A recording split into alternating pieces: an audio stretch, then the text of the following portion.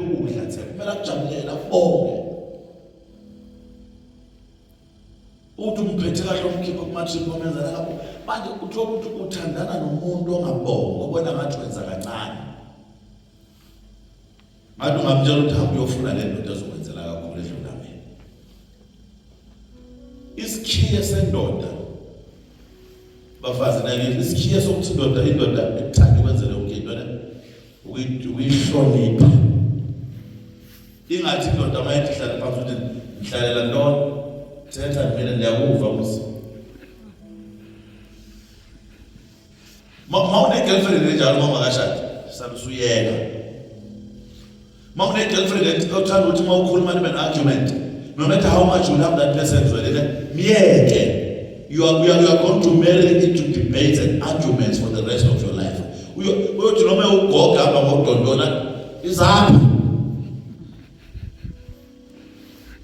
We don't marry for beauty. We marry for purpose. Don't marry someone who's going to disturb your journey as a man. We know a lot of men who have aborted what they've called them to do because of women. Some of them, their visions have not accelerated the way they wanted because of their wives. The fear of losing them. Don't fear to lose a woman. Fear to lose God in your life. A person can go, but as long as God is with you, you will still continue to fulfill the purpose of God. And don't allow marriage to derail you. I was telling my wife today I'm not coming early. I've got meetings, I don't know what time. And I'm telling the truth, I don't know what time I'm meeting. I've got meetings that start at 8. So what do you know? I'm meeting what time. And I'm entertaining my clients. I'm meeting my client, potential clients. I need to give myself time to client now. Mangizohlala naye ngithola ihaki izobenzelana abantwana bami. So you need to create an environment in your marriage where the person knows whether you are a hunter, you are a lion. So lions don't stay in one place, they're always hunting. And once they've caught what they've caught, they bring it where? Home. Now as a woman, you are a lioness. You go there and hunt and bring the prey home. Don't be the kind of woman that can still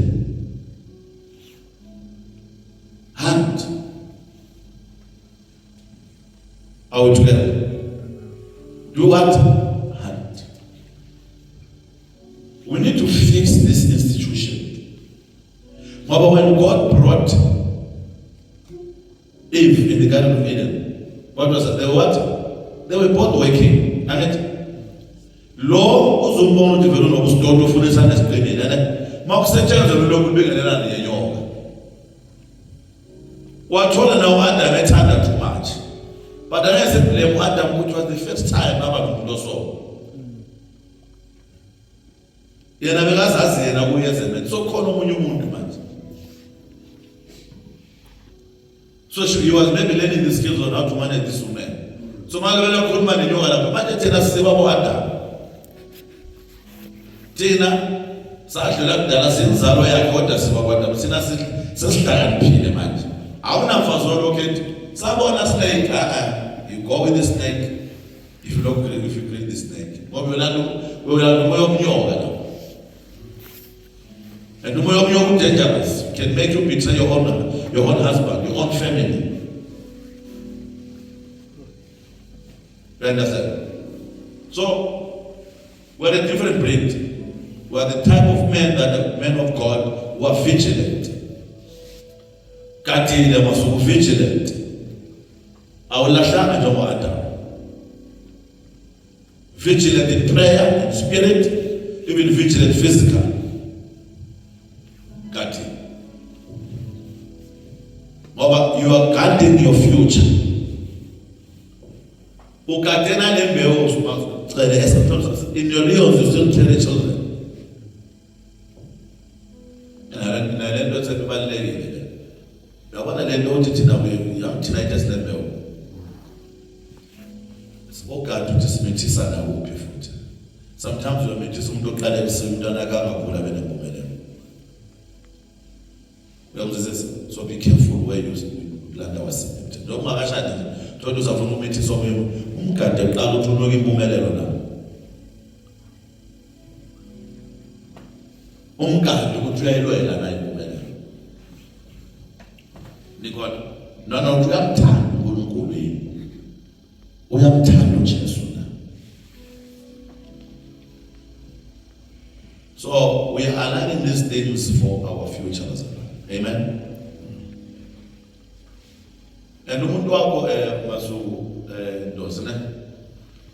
Umuntu wakho kumele umakhe futhi into melwenza. Uma ungamtholanga umzalwane, kumele umakhe nenkani ngempela ngena ala. Bayangafuna ukualana kumele umxoxe. Ngoba ufuna ukuba yini mayengafuna ukuba le nto yini. Nikona uyamalanisa ngekani. Jamsel besimeko thina mavuka ama-3 uyalala. So bazalwana, I'm just saying this so that we all understand our roles. Ungamvumela umyeni wakhe angathandazi. Uyezwa yena. Umtshela phela you are the priest of this house. God is waiting to hear your voice. God is waiting to hear the voice of the husband at home. Amen. On behalf of what? Of the family.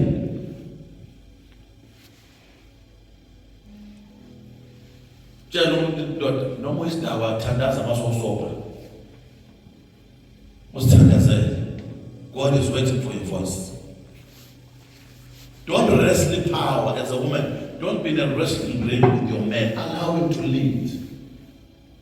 Allow him to lead. Don't wrestle with him. Me again, with the hola land.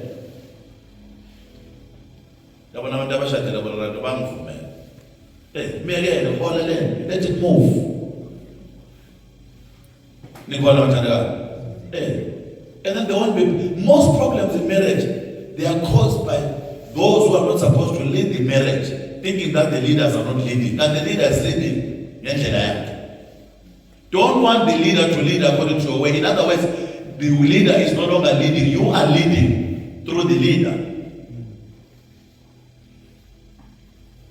Angideveloping xabanana lokho nama-boyfriend amadoda ukuthi ufuna alide ngendlela yakho nembono yakho. So maya alide nembono yakho and then uhlala kuthiwa akehlale phansi sikhulume. Akehlale phansi ngokutshelile kodwa baba ukuthi ngicela wenze so ungenzi so. So makalinde ngaleyo ndlela usalinde ngendlela yakhe. Kahle kahle kuphethe wena la ekhaya. Lo muntu akaphethe nje ukhona. Uzuthi mawutshela ifamily yakho ukuthi anikhathazeki ngizomtshela ukuthi akeze lo mcimbi wasekhaya. Futhi ngizomtshela ukuthi akakhiphe noma 5,000. So noma ungafuni ukuya kulo mcimbi khona lento ufuna ukuya kuyo. And your absence in that gathering is not a problem. Angaya yena abantwana onohambo yokwenza kuyo. Baba ke ngicela uclear ischedule sakho Saturday sihamba sekhaya. Mawuda ukuthi angabekile yini. Kanti sekompyutha yini ekhaya. Angifuni ukuya kini. Wena vele ngithathile kini ngamsuzu la. So siyale kithi. Njengoba mangilanda kithi ngathi ukulandile vele. Mangafuna ukuthanda into zalo akunandini. Angifuna ngakuthanda. Kanti mawuthatha uthathiwe because uthini? Uthathwe half. Mawuthathiwe uyazi ukuthi mawuthathiwe ungahlala ungasayi uChristmas awusayi lona ngoChristmas kini. Uawe umfazi wakufanda difficult to understand that part. Ngathi mina kwena awu Christmas you are not going as God. When I awu yena support. Anyanisaba bona abazali ngathi hayi phela bakunike mina. Sumo hamba nowala upheka la ekhaya. Siphekelwa uwe uChristmas. Ngaxolela amasenza ama cricket uhambe washaya ngephanda kodwa ungacabanga ukuthi uzoyivuma ngomunye unyaka. Ngoba uthathiwe kuphi? Wenza kuphi? It's the way things are done, guys. The way things are is the way the order of God is. Maka ufuna uhamba mama nakho ufuna uthaye ku abantu ungabuyela mawubuyela ungakusabuya. Uyakini ngepermission yamanye yakho. Ikhuluma about understanding your position. Ngiyakuziza ukunderstand i-position and the authority yakho kuthelela. Uthi la ekhaya uthi yes, uthi no. Akunabantu abathi yes about. Kuno yes oyi-one. Mina nje mawungathi ke kuthokoza kangasabona ukuhamba ngengane bazongena. I'm not coming to cancel. Ngizocancela. That person jumped authority, disrespected authority. So when you say Umakusabuya, I stand with you. I'm not going to be like this other person, but let's sit down and cancel. No, you can't cancel a person who's disobedient. Over that person who's uzoyenza le is the spirit sikuye ukuthi makafuna kwezinto yakunjani uyayenza into zomtshela.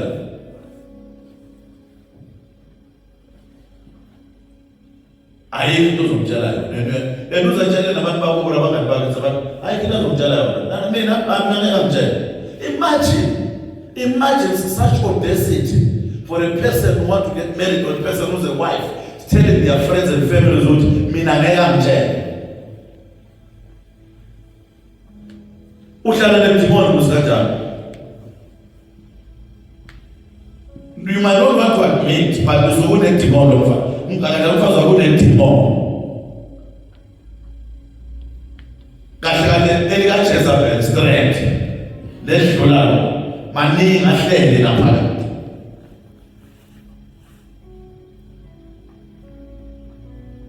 Nikona uyabona uma untombazana ngisafuna umshado usathi boyfriend ane umtshela hlukana naye. Angumthanda nje awuthi umthandela uthi akuhle kuphela. Umthandela ukuthi ufuna ukushada nethi. So mawusathi ane umtshela imiyekele ngoba you are in the wrong place, you are doing the wrong thing. Madoda madamana abafazi niyabatshela. Yeah. Akusindelelo Nkosi. Okay, wena umoya ngcwele makakutshela into momphikisa akuna consequences. So why umfazi wakho ungamele wena ama consequences? Ngoba she crosses the line. So it's very much important we understand our roles and our power. Bafazi ke la kuthatha namadoda amandla. Let's remember this Jesus said, abafazi banepower. Yazi power kwena bayithatha. Abanye sibaphebona voluntarily sothanda. Thatha wona hayi mama ngizozwa ngawe mina la endlini yonke into akunanto ezoyiphawula. Ukwami ngizozwa ngawe yonke into kwami. I'm the head of this house. Angeke ngizwe ngawe yonke into. I'm the head of the house, I'm the head of the family, angeke ngizwe ngawe yonke into. Wena uzwa ngami kuyo yonke into. Mhlawumbe ungadecide imenu yakho lapha ekitchen. Namakhetheni mawuzowashintsha kumele ungibuze ukuthi thina awazi namakhetheni bakithi awafakwe mhlawumbe ane-something. Mhlawumbe aletha imali la ekhaya awazi ngami. Wena uzofuna ukuwashintsha ungamtshelanga. Mhlawumbe aletha ipeace la ekhaya. Ngoba everything is spiritual. Mhlawumbe lamakhetheni ngiyathandazela ngagcoba. Wena ngiyafika uyawashintsha ufaka wakho. Asikhulume ngani uyawashintsha. I'm the head of the house. And abafazi kunisiza nivume inhliziyo zenu ukuthi vele labantu uNkulunkulu ubabeke ukuthi baba amakhandana. Yes.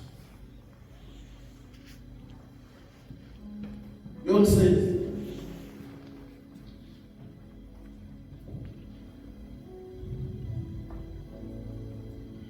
Kuyongisiza. Nani madoda? Kuyongisiza ukuvuma ukuthi uNkulunkulu uthi asiphathe.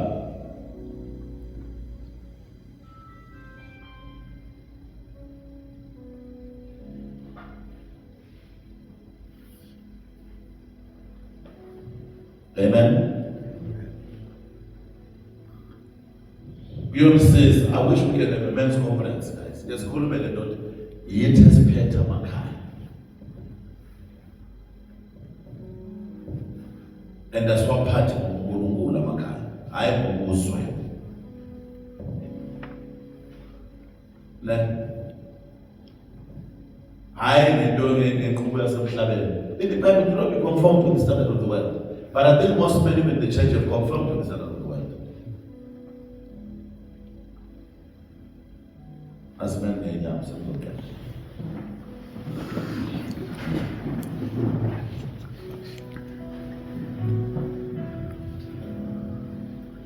Shall we go into the Zambia?